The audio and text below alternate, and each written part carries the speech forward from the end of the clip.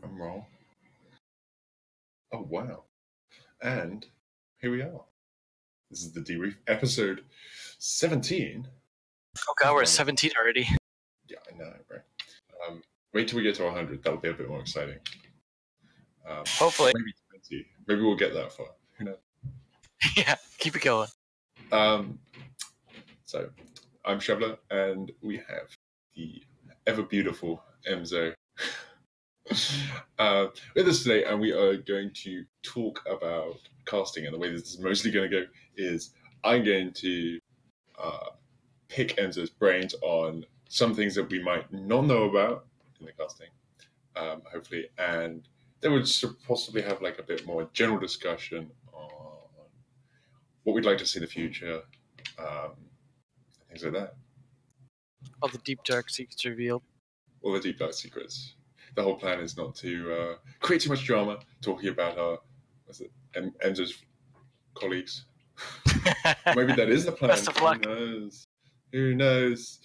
Who is Emzo's favourite caster? Who does he like casting alongside? Who does he like the least? Just me. Yeah. Emzo will cast alongside himself. Yeah. I'm my own favourite caster. Yeah. He just casts through a mirror. Where should we go with this? What? I suppose we could I could start off with something really out there. Is what did you think of casting alongside Flynn? Because he spoke quite highly of you at Invitational. So I casted with him all the way going back to like DreamHack Montreal and stuff like that, and Milan as well. So I mean, I like casting alongside Flynn, and I had suggested him to take my place as well when I was gone for the neck thing. So I don't know. I mean, I think he's good at what he does. He obsesses about the game, so he knows it very well, and I think he does a really good job on the shoutcasting. So I've never had a problem casting with anyone. I mean, I usually get told I'm like the favorite person to cast with, mostly just because I'm like flexible to however people cast. In the sense, I'm not trying to take over the mic necessarily. I'm not trying to force whatever my style on them. It's just cast alongside however they want to do it. So usually casting is smooth with most people, and I don't think I have anyone that's like, oh god, I don't want to cast alongside them for the most part. But Flynn, I think it does a pretty good job at it, and I think is doing very well so far with what he's doing. So I mean, I'm glad to see more casters able to do like well with this game, just because a lot of them worked very hard, especially through CCS. I mean, CCS kind of became not just kind of a training academy for teams and players, but also for casters. Mm-hmm. And you were talking about that sort of flexibility. Can we dig a little deeper into the way that sort of how do you cultivate that flexibility? I suppose, and still, can you still have an individual style? Because we've got some fairly sort of unique styles of casting amongst off for main casters. With Intero being obviously a very dominant personality, and that kicks Intero partnership is obviously quite unique. Yeah, I think there's some different perspectives as well on what how the casting necessarily should go, and there's been some shifts over time, especially going all the way back to the beginning. Like usually, what I tell people when casting with them for the first time is just kind of what Panky had kind of told me when I first started, which is what kind of how the flow would go in general. Although, to be fair, it doesn't necessarily go like this all that much, but it's the idea is just this is kind of the backbone of it, which is that during the first minute or so, that's when there'll be free time to talk analysis. That would be more of my time to talk, because that's usually before kills start going down and stuff like that. If kills start going down, to just kind of hand it off to transition out of what I'm saying. If I, say the kill in the kill feed, transition off and pass it off to the play-by-play to just kind of take it from there and kind of ramp up the action in discussion. And that's usually going to happen more so during the last 2 minutes of a round. But there could be some space to breathe in the middle of that if the action just kind of goes up and then back down. And then at the end of the round, then also to do some post-round analysis, basically, and that kind of transitions back into that first minute. And that's basically the format. And so that's what I tell them, is to basically go with that format. Yeah. And, some people do better than others. Mm-hmm. And yeah, so obviously if you're not familiar with the like sort of the two defined dynamics. Obviously, Enzo can correct me as well on this if I'm wrong. But casting is usually made up of two people. One who does the more analysis-dominated side of this, which is Enzo in this example, and then the individual that carries more of the play-by-play as the kills start going down, that sort of thing. So that's sort of the split that we have here. Yeah, I mean, you can think of it as two different things that's going on generally during a game. Is you're either talking about what's happening on the screen, or you're talking about things around what's happening on the screen. In that case, it may be analysis, or maybe what's more referred to.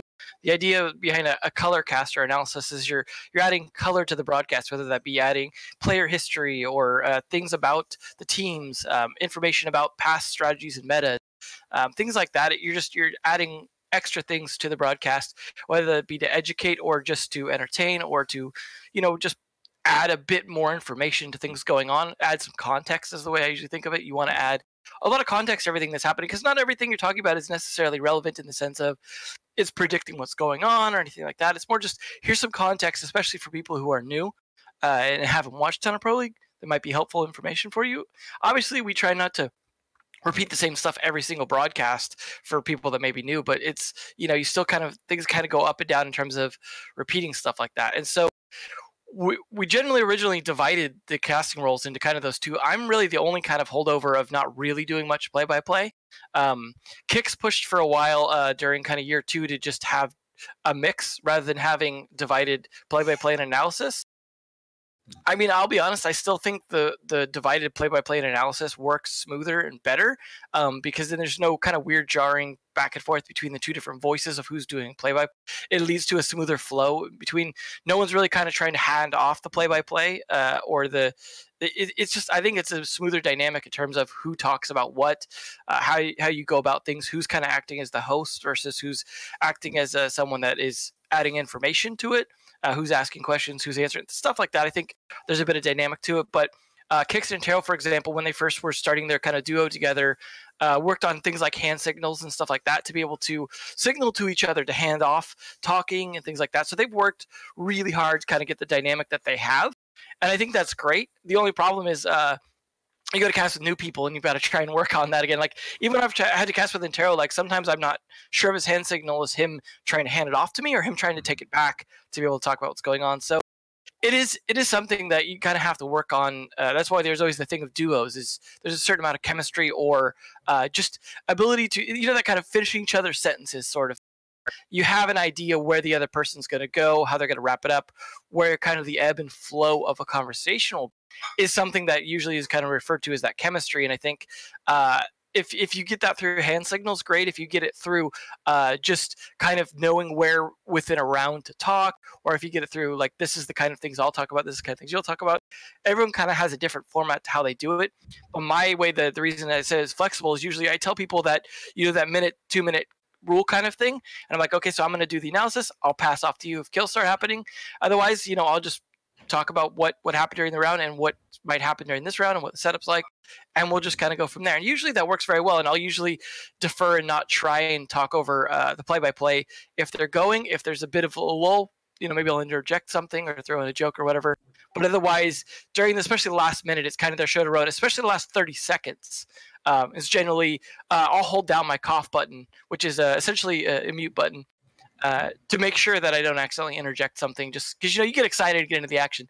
So sometimes I have to actually do that just to make sure. And it's a reminder to me, and also a visual hand signal to the play-by-play that like I'm not going to be interrupted. So obviously you talked about like hand signals and things like that. You almost need like a manual in theory, or at least like a guide. Here's a handy guide for.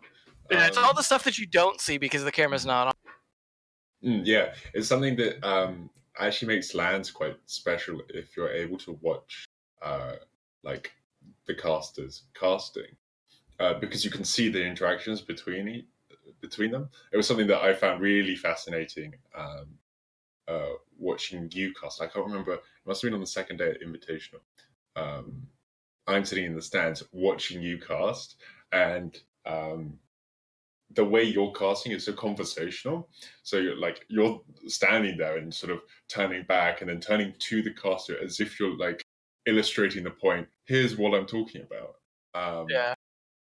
Which is really fascinating to see. And it's something that obviously, like, those of us that are like sort of massive fans of not only the pro league but also the talent, I'm sure would like find it fascinating to be able to watch, like, sneak sort of behind the scenes and watch everything like that. But There's definitely an energy too that comes from doing it live and having that crowd there and stuff like that. It's a very, very different dynamic from sitting in a studio in front of a camera. And there's that whole conversational style thing is a little weird. You're not just having conversations with each other. You're supposed to also be having a conversation with the audience. And so the really difficult part for me, and I'm sure you won't be able to unsee it in the future, but is I still really have trouble just focusing on one thing, either the camera or the person. I tend to just go back and forth, back and forth. I don't know. I get a little my neck on a swivel kind of thing, and so it's always one of those things I'm working on. Is it is weird to talk to just a camera on a tripod as if you're talking to an audience, and I think it comes more natural for some people than others. I've done a lot of podcasting in the past, but that has no camera involved. I mean, technically this is a podcast, but generally I'm not usually talking to a camera. I didn't do a lot of Twitch streaming or anything. I'm not used to doing a lot of talking directly to a camera. I'm used to talking to an audience live and doing teaching. And so it's a very, very different dynamic that you have to get used to, that I think a lot of people don't necessarily have the experience of until they finally do it. And it's like, oh, this is kind of weird. I mean, it's even weirder when there's multiple cameras. Like sometimes when we do the analysis desk stuff and there's multiple cameras to look at and you have to pay attention to which one has a light, that's even more difficult. But overall, it is a little weird to have a conversation with this person and these people and kind of smoothly do it so that there's no breaks. It's not kind of jarring or weird. Yeah. So also to, I guess, sort of explain a bit more, Enzo's reference to a light is which camera has the red light on, so showing which is live. And sometimes it can flick between more than one. It looks really weird when you're looking at the wrong one. I don't know if you guys watched any of the USN in the past broadcast. We had two cameras. One was for a wide shot, one was for a tight shot. And there was always confusion which one was on at the moment because we had them for different parts, and we kind of changed it up as we went. And the TV to be able to see where like you see yourself was a little too low. And that's the thing is we've had to adjust over time the positioning of the TV, because if you don't see yourself, it's hard to see like how's your positioning, how's your alignment, you know, how much you in frame, how centered are you, things like that do matter. It looks a little jarring if people are too asymmetrical and things like that. And you don't want to look like you're looking at the actual screen. You want to look like you're looking at the camera. And so you don't want to look off to the TV. So we couldn't sit there and like look at the TV to see how, you know, are we in the wide or tight? And so I'd be looking at the wrong camera half the time because there was no light on it to indicate this was the right camera. And so you do need that light to be able to tell. If you don't, then it's just like it looks very, very weird when you're looking at very off camera, like how I'm looking right now. It just you're sort of almost looking behind the individuals. It can kind of disengage the audience, unfortunately. It's weird how that sort of thing can like actually sort of affect it so much. So one other thing, there are many other things, but you talked about with color casting, we had adding depth, history to the game. Obviously the game has now got history. We haven't been doing this like for like very long. So going much further back, how do you think color, well, either from your own personal experience or your like from what you've seen, color casting without the history behind the game, how was that managed? So, I mean, for me, I'd spent a lot of time like kind of analyzing the game for the website I was making before I started casting. Just really, I don't know. As a game designer, I really like to think about the game and the emergent kind of properties of it, which led to a lot of thinking about the strategy and the possibilities and a lot of the potential future for where things could go gameplay wise. Like when we were talking about vertical play before it was actually a thing, and then that kind of evolved, or things like that, where you're trying to spot trends. Sometimes before they become, you know, a history to talk about. But also, yeah, obviously it has a huge history now. But even when we first started, there was still, you know, that things were changing as DLCs were released and things like that. You're just trying to look for any shifts that happen over time. Like we would always talk about the shift of like Castle, for example, when that operator kind of fell off for a while and then came back without being changed. You're looking for any kind of trends. And as an I can't even say analysis right now for some reason. As an analyst, my big thing is looking for patterns. So rather than saying like this guy always does this or this guy does that, I'm looking for overall patterns of things like what are some trends I can spot? What are some things I'm noticing work and don't work, rather than saying like this should work or that should work. It's more like, have I seen this work in the past and what's different now? A lot of that, I mean, to me, it's a lot about spotting those patterns to be able to identify. If I'm saying like, why didn't they do this or they should have done this, it's not based on my personal opinion necessarily of like, this is how they should play the game. It's based off of what I saw in the past that worked for whatever reason. Maybe I may miss a detail on why it worked. It's hard to say because we have a very limited spectator view. But at the same time, it's me just kind of thinking high level about, here's the way the game's been played. Here's what's worked. Here's what hasn't. Here's what some teams should be trying. Sometimes it works. Sometimes it doesn't. Sometimes it's a little confusing when we see teams do things without being able to hear their comms, without necessarily knowing their internal strategies. Obviously, we're not going to be able to go to the team and be like, yo, can we see your strat book? And they're going to explain it to us, and then we're going to be able to do all that. So we have to do a lot of guesswork. Now, obviously, we could talk to players. We could try and watch their streams.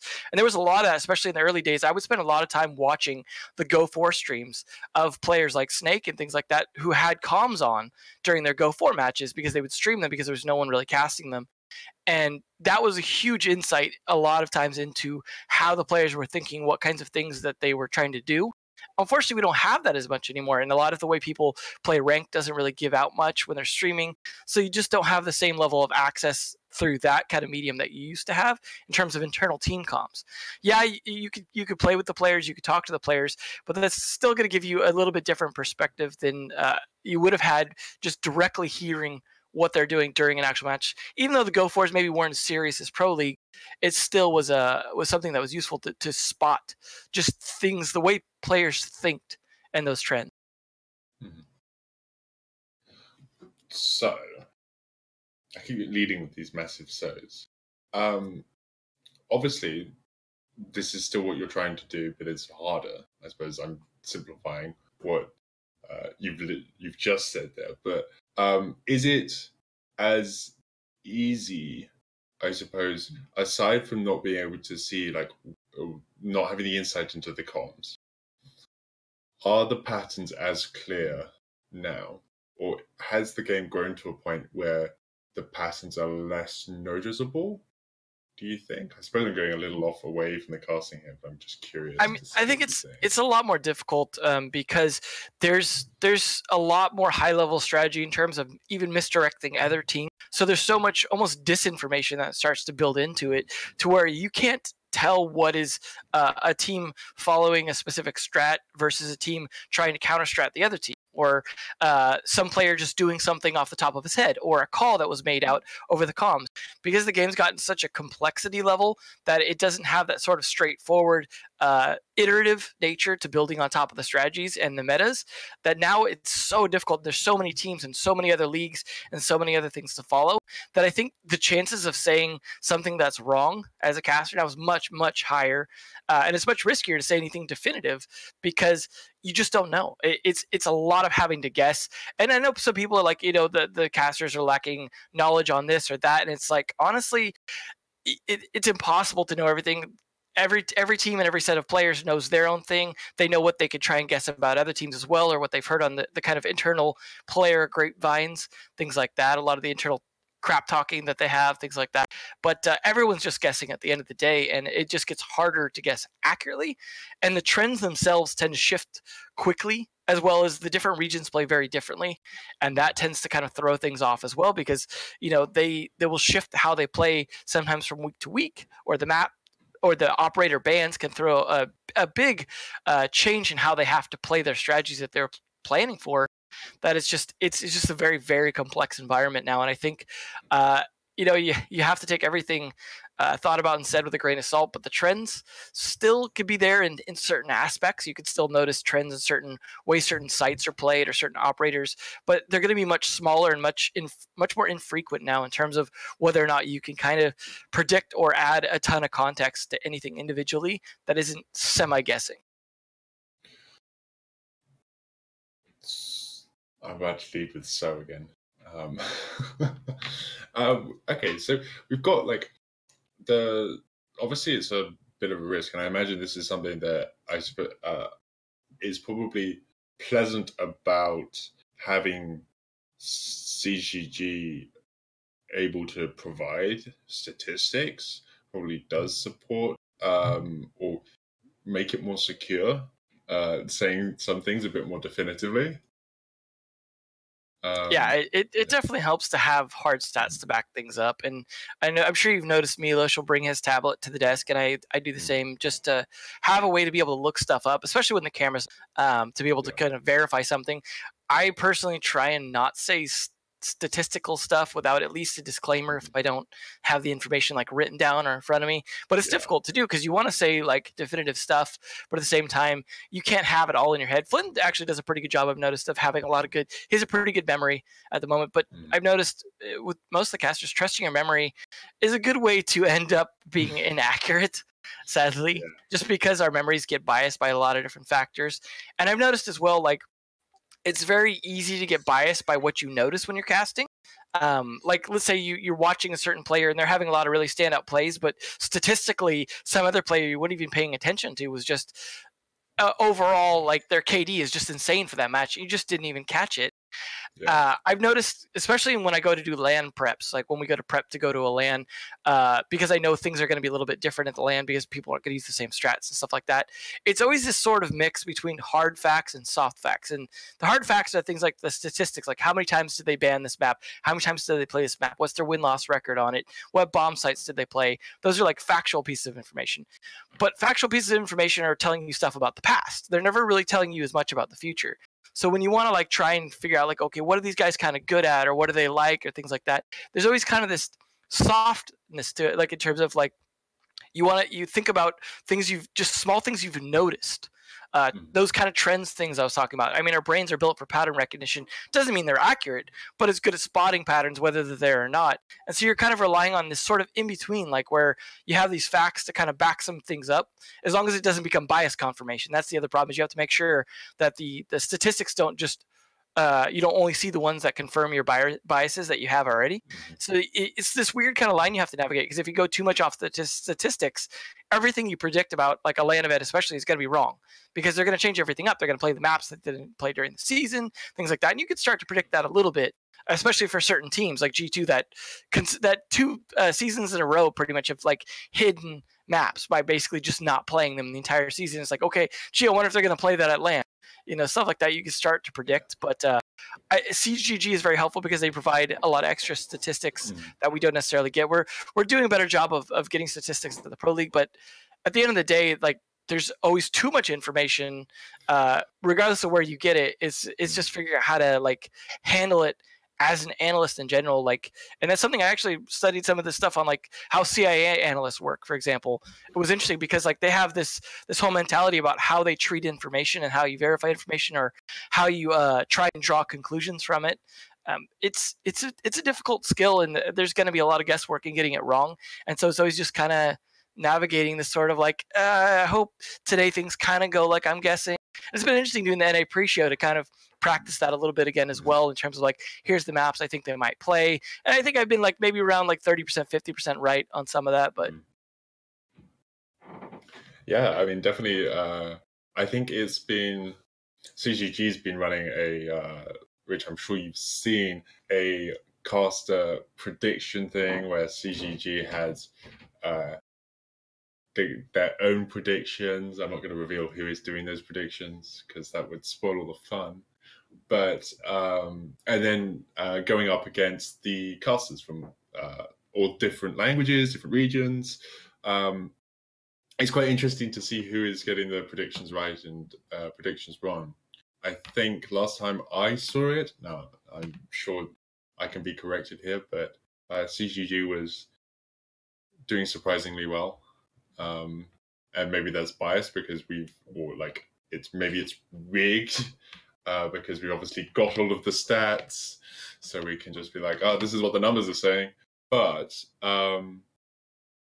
yeah, there are people that I think inside, like, if you don't sort of borderline analyze the matches themselves, and you're not sort of almost looking at it like that, and you just follow the pro league, but you don't necessarily look super deep into it.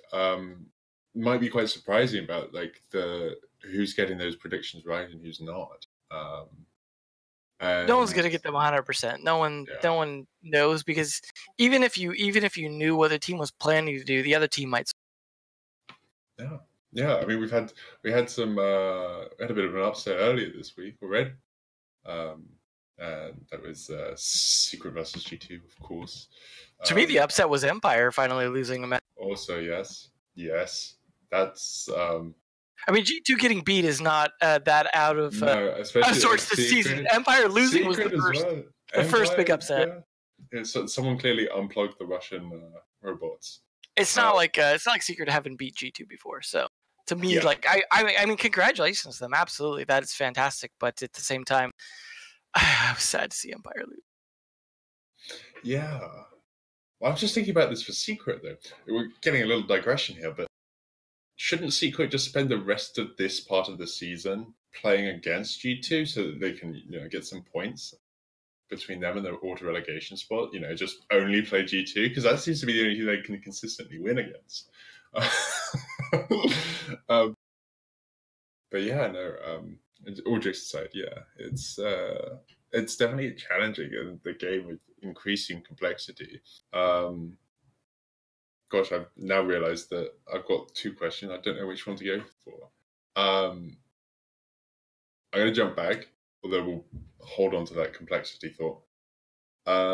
We were talking about skills, and outside of like knowing about the game, presumably there are other skills or shoutcasting. Like you can have, those are like sort of just the tip of the iceberg, I presume. And research, like analyzing information, handling data are probably just some of the additional skills that you have to have. Surely there are more. Oh yeah, I mean, there's obviously the talking skill, right? Like if you can't talk smoothly with without constantly stumbling over your words, you do have to be able to talk relatively quickly. It's not like an auctioneer, but at the same time, you still need to be able to talk fluidly and quickly without having to spend a lot of time thinking about what you're saying. So some people could do that better than others. I know when we struggled sometimes when we'd have like Canadian on the analyst desk, right? Because he's really good at thinking about what he wants to say, but he wasn't good at thinking about it as he was saying it still. So he just kind of like, he'd have like one or two things to say, and then that'd kind of be it. And same with some of the other analysts sometimes is they have really good insights, but they don't always have like a lot to say. And when you're a broadcaster, we have to fill a lot of time, especially for rehosts and things like that. Unfortunately, the broadcasts tend to get a bit too memey or jokey sometimes during some of those, partially just because sometimes we don't have a lot to talk about or to chew on. We don't have a break a lot of times to be able to like get our heads together and kind of think of like, oh, what can we talk about during this? It's like we're thrown back to the desk for a rehost, and you wonder why sometimes it gets too jokey or memey. It's because it's like we don't even have time to collect our thoughts to be able to figure out what to talk about during that rehost, because we didn't get a break to go off camera to like have a few seconds off the microphone, because even when the camera's not on us, the microphone is, and we can only leave so much kind of dead air time. I mean, we probably don't let it breathe too much, but so there's that whole thing. But that also has to do with that flow I was talking about with your co-caster. You have to be able to somewhat be able to tell when the other person's going to start talking and stop talking. You have to be able to kind of have a sort of conversation with them and the audience at the same time without it being kind of awkward or talking over each other.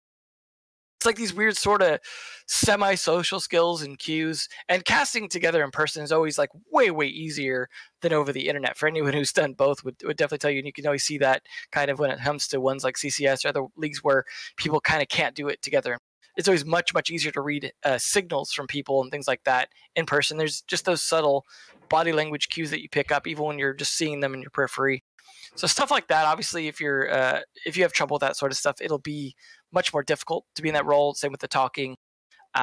Being able to kind of think on your feet a lot and improvise as well, because you're going to need to be able to come up with a lot to say, and the action is happening very, very fast. And sometimes there's not a lot to talk about, sometimes there is, but you need to be able to pick up on what's going on and at least kind of roll with it. Especially as an analyst, you really have to like have things to say about it. And I know there's times I lean too much on filler, and I try and stop doing that in terms of like I'm just talking about things that are a bit more general and a little less deep. But also different analysts have different kind of styles. Like Kix will go into very heavy detail on a specific play, whereas I tend to stay more broad. And that's not necessarily because I don't see what's going on. It's more just a choice in terms of different kinds of analysis for different audiences as well. Some of the audience that knows the game very well wants to hear Kix's like very specific things about a specific angle and a specific part of that play, things like that. I tend to try and go for more of the audience that's watching it a bit more for entertainment, isn't as like, oh, I know everything about the game kind of attitude as a lot of other people. But also I find that a lot of those situations that you're talking about in super high detail are very, very situational. And they rely on certain things happening within those minute fractions of a second, or someone happening to have a hit rig go better his way, or things like that. So sometimes those more specific things aren't necessarily revealing a whole lot, as opposed to talking very generally about the broader trends and things that are a little more predictive or a little more indicative of a team or a meta shift and things like that. So it's just you have your own style as well as an analyst, and so you kind of have to have something you bring to that. Personality is also something I think a lot of people look for, despite the fact that it's technically a job in terms of like providing information. You're also there to provide entertainment. So over time people kind of build up their personality and their voice like anything else as a broadcaster. People get their own individual fans, things like that. I think a lot of people's fans are also built up from their streams that they do individually, things like that. And so you have kind of your own audience. Not everyone's going to like everyone, and so you kind of have to have some thick skin as well, to go into it knowing that especially Twitch chat is going to be complete cancer most of the time. And it's Twitch chat. That's kind of unfortunately the way it is. I don't know what the solution to that is, but there doesn't seem to be one at the moment. Fortunately, that's not really that's not our responsibility to fix. No, so I wouldn't know where to begin.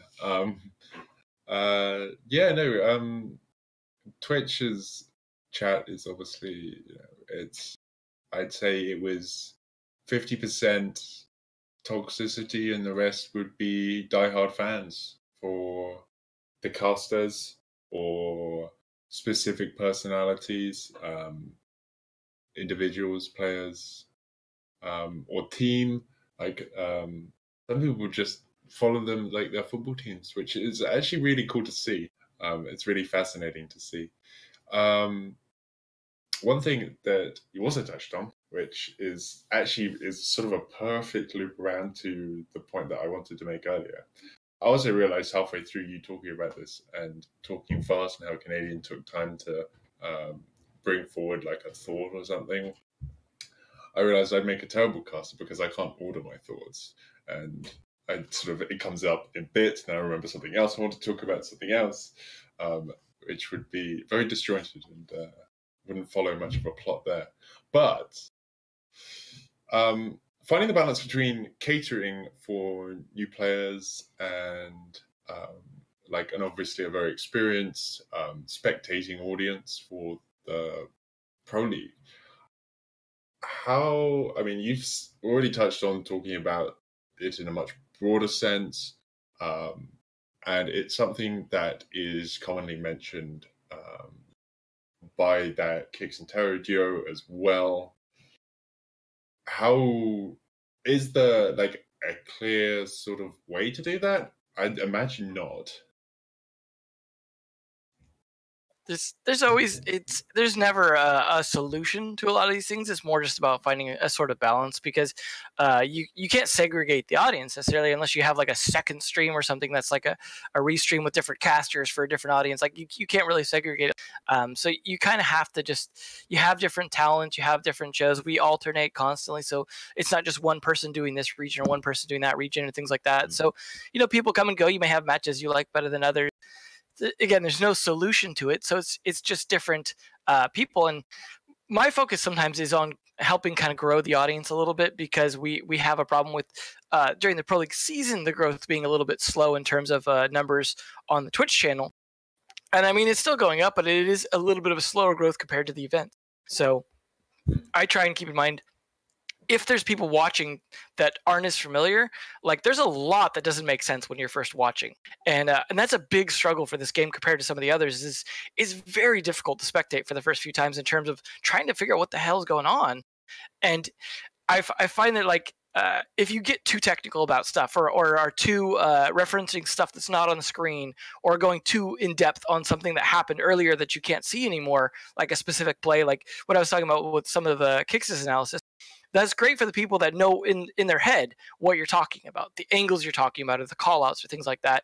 But when you're talking for an audience that isn't as familiar with it, it's like a lot of having to be able to talk about things that are on the screen, or referencing stuff people can see, or just little gentle reminders about like, here's the way this works, the way that works. And like, I know for some people it's annoying to be like, I already know that. It's like, that's great. Like, but you're not the only one watching. And but it's weird to think that when you're alone in your bedroom watching on Twitch, you feel like you're the only one watching.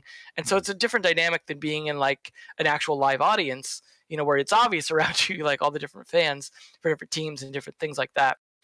So you will get stuff like that. And then you have even the whole thing of like the caster bias, and like, are they biased towards specific teams and things like that. In general, no one's really biased towards a specific team. We have ones that we enjoy watching more, or that we think are better or worse, or things like that. You know, we have opinions, and obviously if we didn't have opinions, it'd be kind of pointless to have us up there. You might as well just have a robot saying stuff. But in general, we're not super biased, and we're not like looking for one team to beat the other, or to just give a bunch more analysis or talk or attention to one specific team, stuff like that. It's not really like that. But there are matches that will certainly be better than others, or teams that are playing better than others, and we can't change the fact that if a team is doing way better than others, we're going to be probably talking about that, or we're going to be probably criticizing a little bit the team that is doing worse. But usually only if we have higher expectations of them. And that's where we have a lot of issue too, is how much criticism is okay, what forms of criticism are okay. Obviously, the only one that's a former pro player is Kix, and that goes back to year one. So he's been pretty well out of the mix for that as well for a while. So a lot of us are, quote unquote, out of touch in some ways with the pro scene, because we're not involved in it, as I was mentioning earlier. And so it's just a case of like, we're criticizing from the perspective of what our expectations are, what we've seen work, what we think logically makes sense from what we were able to discern from that. But it's always going to be opinion in that sense. But like I said, I try and keep mine more to constructive criticism, in the sense of like, this team did that successfully, this team did that successfully. You're the third team to try it, and you did it a different way and it didn't work. Maybe look at the way the other two teams did it, because that worked for them, kind of attitude about it. But at the same time, there are some times where you watch critical mistakes and you're like, what are you doing? You know, it's hard to not be like that sometimes, because obviously we don't know what's going on. We don't know if sometimes, a lot of times in the interviews, we can ask and you find out it was just a bad call. Like someone made the wrong call, or someone didn't have a piece of information, or there was even a bug sometimes, things like that. We can't really know, but unplugging headsets, that sort of yeah, or having your headset on backwards like Astro. Yeah, that sort of thing happens. I sometimes just have days where the audio comes through. It's probably a fault with my hardware. Audio just comes through on the wrong sides. Either that or the in the game right now, I believe there's an issue with that.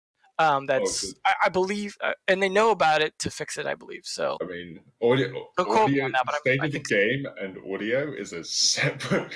It's probably a separate podcast. Yeah. Well, you got to keep in mind the way that a lot of the audio properties work in the game. It's more than just sound propagation. There's a lot of stuff that goes into the individual maps and the walls and the textures that help direct that propagation. And so there's a lot of things that could potentially go wrong with such a complicated system being map dependent. And so you have to keep in mind, like, so a lot of times when new maps come out, there'll be weird sound issues. And usually if we're able to report them and replicate them to Ubisoft, they're able to get them sorted out through the map team. But you have to keep in mind, there's so many like small little things to the way the sound engine works that could be a whole podcast in itself. But just for people who don't understand, it's more than just, some logic code that makes the sound work. There's a lot to it that's map dependent. And this is interesting, because just last week I was talking to Shas about how Ubisoft has improved generally over time. Now, it might not appear like it for us as players at any level, but as consumers or spectators, but they have generally improved with addressing bugs and things. How much does the casting team have involvement with, obviously not fixing them, but highlighting these things and I suppose pushing for change when something doesn't seem like it's either working properly or doesn't seem balanced to them? I mean, generally we have a lot of contacts within Ubisoft. We're also looped into a lot of the stuff with the pro players.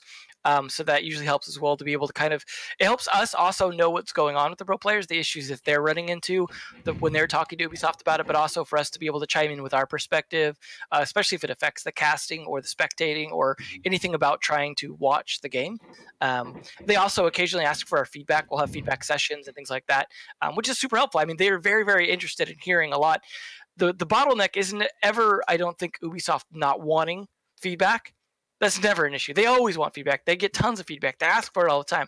The bottleneck is always implementing the feedback. And sometimes that's a bottleneck in terms of like, we don't know how we want to solve that problem. I think is probably the biggest bottleneck they run into. It's never just, oh, we don't want to do the fix or we don't have the manpower or the money or some other thing that people usually think it is. It's more just they tried what people said internally and it didn't work or wasn't the way they wanted to go about it in line with some other goals or some other things they haven't even released yet that people don't know about. And so it becomes a more complicated issue. And transparency is always difficult. I've been a game developer myself for many years. And so I understand like trying to be transparent with the general public is pretty difficult in terms of how to actually kind of interface with the general public so that they understand those things without saying stuff that gets almost used against you as a developer. And I ran into one of the things we had on the last game that I was on, luckily, was a player council, similar to what Eve did. So we had a council of players that kind of represented the general player base from different perspectives, and interfacing with them as a general kind of ambassador to the audience was very helpful with that. And they could understand the problems at a deeper level and then try and kind of reiterate those to the general audience. And I know as casters, that's something we try and do as well, as to kind of help with that, like I'm doing right now, is trying to help explain some of this stuff without giving away a bunch of stuff that's like, hey, you guys, this is NDA, you don't talk about this. Just kind of general ideas in terms of what my understanding is as well. But they do ask for a lot of feedback on spectating stuff as well. And some stuff gets implemented. Some stuff, it's like second spectator, for example, we've still been asking about since it got taken away in year one when they forced everything to dedicated hosts. And so, there's things that get in there, there's things that not. But we've given them, I think, a lot of solid forethought in terms of what they could be doing to improve the spectating experience. And I think if they're able to implement a lot of those, which they've implemented some, I think it will continue to improve. And they are, I think, honestly, continuing to improve in terms of interfacing with the pro players, interfacing with the casters, interfacing with the general community. I mean, you still see the whole April Fool's thing. I think was a good example of them supporting the community with something. But you have to keep in mind that wasn't just about an April Fool's event. That's demonstrating all that stuff they've been working on in terms of reskinning and things like that. You saw there was animated textures even for the stuff. So obviously that's also a glorified tech demo of a lot of the stuff that they're working on to be able to try and do more event stuff, try and do more stuff that interfaces with the community. So there's always so much behind the scenes with Ubisoft that you're not always going to see. And you have to keep in mind, they're a giant company as well. So they have to go through a lot of hoops to do stuff sometimes. It's a complicated thing, but I think overall I agree with Shaz. They've definitely improved. Again, digressing onto this April Fool's event and this sort of rise in these short events. It's been thoroughly sort of. I think it's really exciting. You may love this temporary game mode. You may hate it. You may hate the colors, the noise, the music. I wouldn't say it's something that comes naturally to me. I can be a bit of a Grinch at points and sort of very bar humbug about stuff that seems overly fun. Especially if it seems forced fun, but different audiences. But the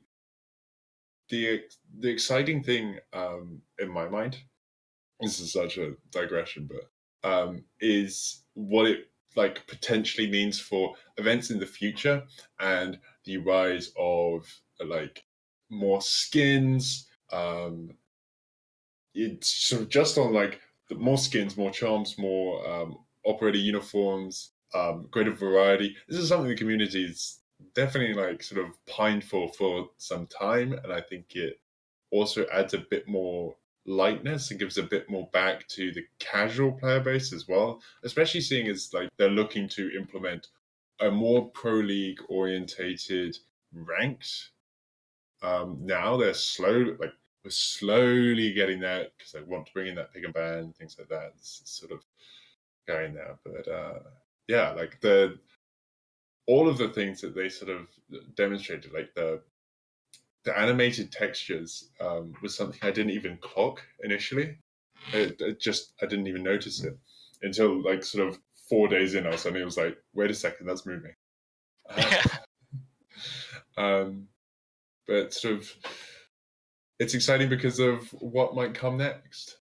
To me, it helps represent something I talked about in a previous episode, is this idea now that I think they found an approach to addressing both the casual and pro audience through how they what they work on in terms of appealing to those audiences so that everyone's kind of happy, which is the game balance skewing a bit more towards the actual pro side in terms of like that is, the competitive side helping balance the game. But then, because the pro players might complain, oh, that's not fun, or that's not fun because it's balanced this way. So they're trying to find fun in other ways that isn't just through overpowered operators, gadgets, or weapons or things like that. It's more like, let's keep the game balanced and competitive as much as possible, but let's find other ways to have fun. Let's add more lore to the game, or let's add more skins or fun things or events. But also, the important thing is, we never want this game to be pay to win, right? We always want this game to be something that can be financially hugely successful, because that money directly supports Pro League, because that's pays for Pro League, right? The money that comes in through the revenue from these events. So obviously Pro League is not being played on that April Fool's thing, right? So that April Fool's thing doesn't show up in Pro League, but it directly funds it. Those people buying those skin packs is what's helping fund. Yes, it doesn't fund the prize pool directly the way some of the other charms and stuff does, but any revenue that comes into the company is revenue that they have then to be able to spend on things. So having this sort of divide and saying, okay, we're not going to screw with the competitive side in terms of breaking it. We're not going to make it pay to win, things like that. They even changed how they're doing the maps, because the maps weren't something people were technically paying for with the season passes. So I think they're just finding this sort of like balance between the two. And I think that April Fool's Day, again, it was a representative of they can find that balance. And that obviously people play for different reasons, and people will play for different reasons over their lifetime. People might start playing casually and play competitively. People might start playing competitively and go back to playing casually. But you want to appeal to each one of those different audiences, and sometimes the same audience over different points in their life, because this game's 4 years in now. And people are playing sometimes up and down for different reasons. Sometimes they just want to, get drunk and play or something and not play super serious. So it's not always going to be for everyone. The April Fool's Day event, may have rubbed some people the wrong way, or some people might complain. It may overstay its welcome, but it represents something much more healthy for the game in terms of balancing those two audiences. And I think hopefully this year is a good representative of that. Hopefully that event is far from a one-off, as that and the Halloween event show. A completely non-serious question. Should Pro League this week have been played on the new game mode? Unfortunately, it really screws with the colors and for people showing up on different backgrounds and things like that. Like I would have loved to see like a community tournament organized around it, so that you could see some competitive play on it. How would the casting even go about that? Spectating it? It would be very hard. I mean, the casters would definitely be like making a lot of accidental small mistakes, I'm sure. It would still be fun, and all in good fun, as long as the audience is enjoying it too. It doesn't really matter. Yeah. It's not, competitive casting either. But it would certainly be interesting. But yeah, you can't do that in a serious Pro League environment. And that's something I think has been in discussion for a while, is what do we do about skins in a Pro League environment as well, because you don't want to introduce elements where it kind of screws. We've had elements like that. For example, the shock drone that had to kind of get tweaked a little bit over time because the elite skin for it was a little bit problematic. Same with the black eyes that did get toned back. At first they were like nearly impossible to see. And so that's always going to be a little bit of a small issue. Yeah, it's skins will screw people. We often like hear such a like player orientated, oh, I couldn't see the Twitch show, I can't see the webcam. How much, and I presume it's more like based on like the operator uniforms, how much does that affect like casting? How are there like regularly like issues, or no, maybe not issues, but do you get points of confusion when, you know, if everyone's running those yellow hazmat suits? That was the biggest one, honestly. The yellow hazmat suits, the banana skins, as we all call it. That was the biggest disruption we had by far, because it really screwed with knowing who was who. And sometimes that was to the benefit of the attackers. A lot of times, when there was less operators and you knew whether you killed a hard breacher and things like that, or whether you killed Lion, it was something that it screwed with us as casters. It screwed with the players. That was definitely the most problematic of them. Then we had the lasagna skins, as they were colloquially known as many other different things. And so we've had a few issues with that, where operator differentiation is a big issue, because when the action's moving fast, there's only a few different ways to tell who's who. I mean, usually we know the game well enough to be able to tell operators off gun sounds, small bits of like tennis shoes or other pieces of, or the gun, or the outline through the wall. There's lots of different ways to tell, but at the same time, when things are going very, very quickly, especially for the play-by-play, it's especially hard. And I'm sure if you asked Terry, he'd tell you the same thing, because he's definitely had to struggle with some of that, as well as, I mean, I'm not usually doing play-by-play, so I have a time to be able to pick out a little bit more who's who, but it's still, it really screws with you. And so it's more just when multiple operators have a similar looking skin, that causes the biggest problem, more so than people blending. Sneeze built up there. People blending in. That famous cough button coming in to save the day. Maybe it's something. Got the reverse cough button on right now. Yeah. So one thing I want to, there's one final thing on the casting before I go into what you'd like to see in the future to help casting and make it sort of grow and develop. And that is comedy and meaning with the casting. Obviously, sometimes there's a balance to be struck there. I don't think there's ever been a point where it's gone too far, as I recall. Maybe you would call a different one, or something where it did, but how does that work? How do you, presumably you have to sort of go to your best judgment? Yeah, it's gonna come and go with stuff. It's like the problem with humor, of course, is not everyone's going to enjoy a joke. You're never gonna, you're not gonna get the whole quote unquote room laughing on Twitch. So it's one of those things where it's like people either enjoy it or they don't. It is better, of course, to keep it brief. If the joke doesn't land, or the humor doesn't work, or it's quote unquote cringe, you know, that it's better if it's brief. Is I guess the important part of that balance is that if something is not going to work for everyone, it's better that it's short and you can move on to the next thing or try another joke or whatever. But a lot of times it's just also keeping some levity to the broadcast in terms of, yes, this is a serious competition. These people are playing for a lot of money. Things can get very heated in competitive environments in general, even from the audiences and the fans. The fans can get pretty heated too as they're watching stuff. And I think sometimes having a bit of levity is important to kind of remembering this is a game. We're all here to have fun, even if you get a little bit passionate about it. So it is a balance. You don't ever want to have a completely dry broadcast with no humor. But if that's all you're doing, then you're not really adding a lot to the broadcast for everyone in terms of adding. It's an infotainment, right? It's entertainment, but with information provided as well. If you're not providing the information part either, then yeah.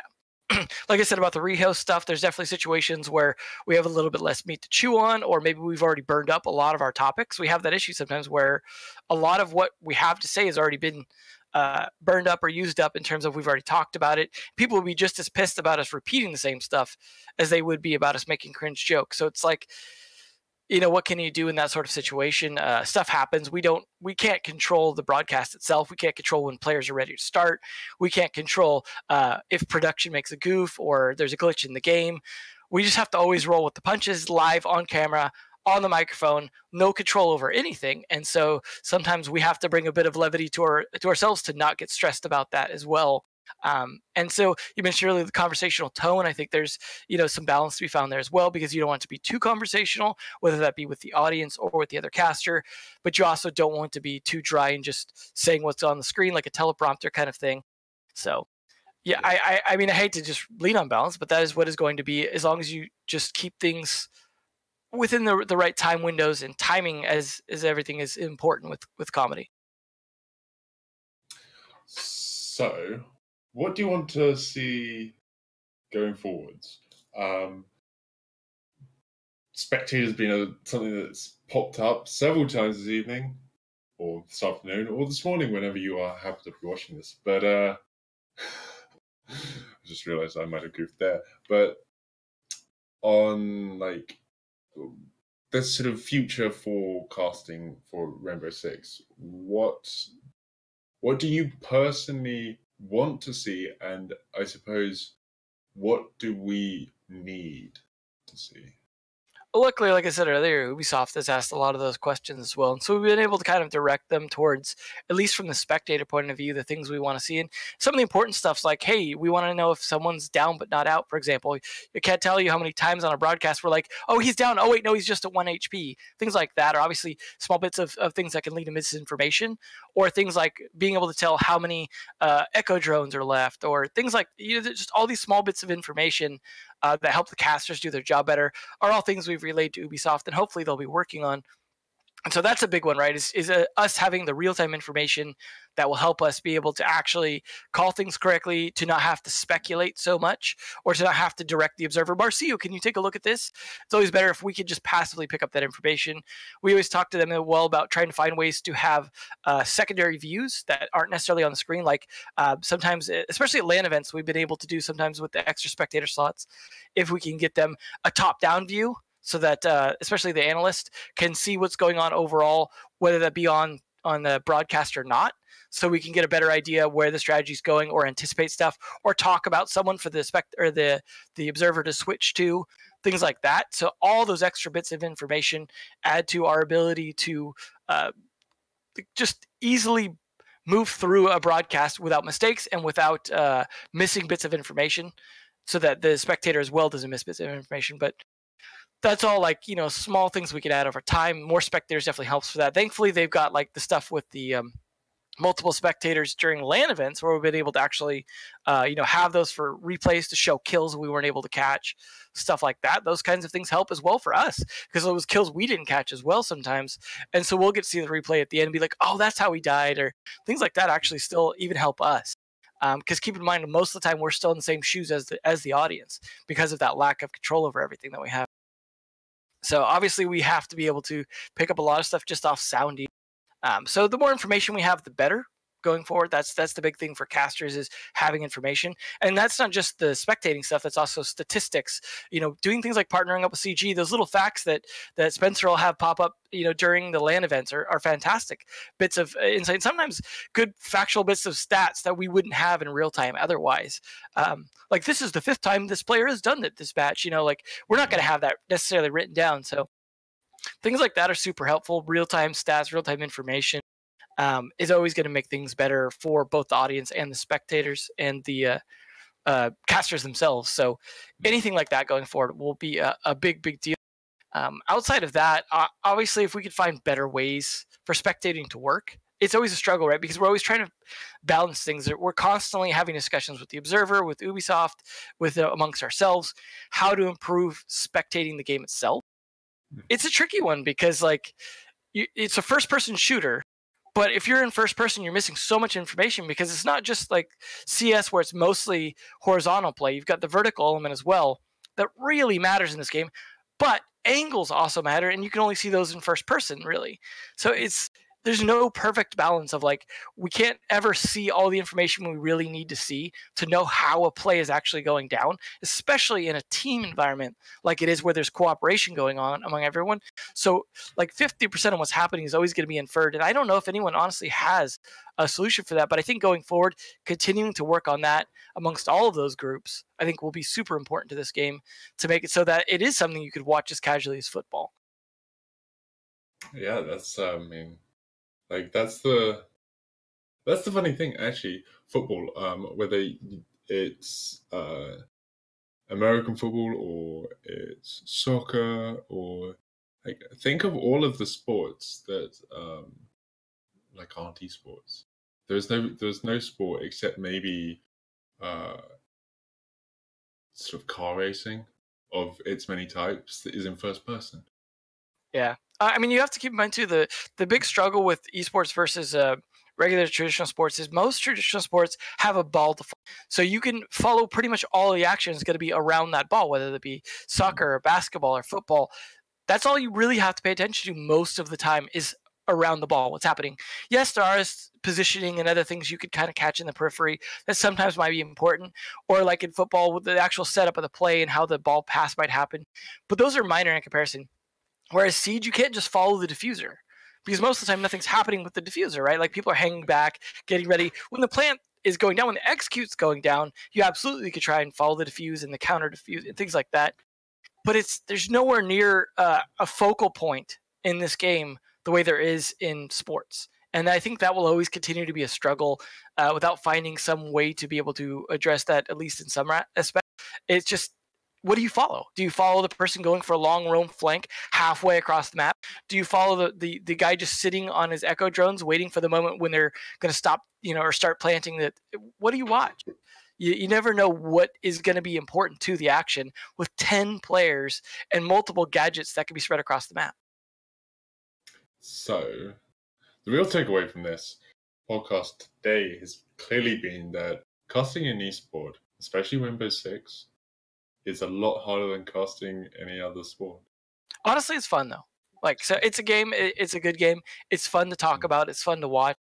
Definitely don't take away that casting this game sucks in any way, because it definitely doesn't. There's always room for improvement, but it's like I definitely would rather be casting this game than many others. So I think overall it's got stuff to work on, but I'm okay with that because they are working on them. What makes it special to cast this game? If we're going to end on a positive note, let's get super positive. For me, it's the depth, honestly. I try and watch some of the other stuff like Counter-Strike, and for me, the only thing that really could add depth to it, to me, is the econ stuff, because outside of that, it gets very repetitive. And that's not to denigrate Counter-Strike. I know there's small details that matter. I know you can super get into it, and there's lots of little things you could catch, and there's way more to it than on the surface. But Siege has so much more depth, in my opinion, in terms of variability. No 2 rounds, the exact setup, the exact attack, the exact whatever, never goes down the same way. You can have the same result maybe in the end in terms of whether one team wins or loses that round, but the rounds never ever repeat themselves in a very repetitive fashion. It's always highly variable, and there's so many things to talk about within that in terms of different factors that involved in that, and different things that could go different or didn't go, or things they could do, or ideas for the future, or new operators. It's way more depth than you could ever chew on in one given match and feel like you've done it all.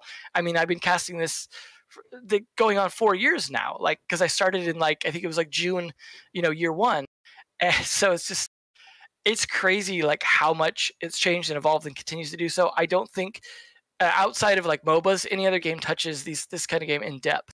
And I know for me, MOBAs lack other elements that this lacks in terms of the vertical play, things like that. So it's always interesting, I suppose, in terms of what there is to see.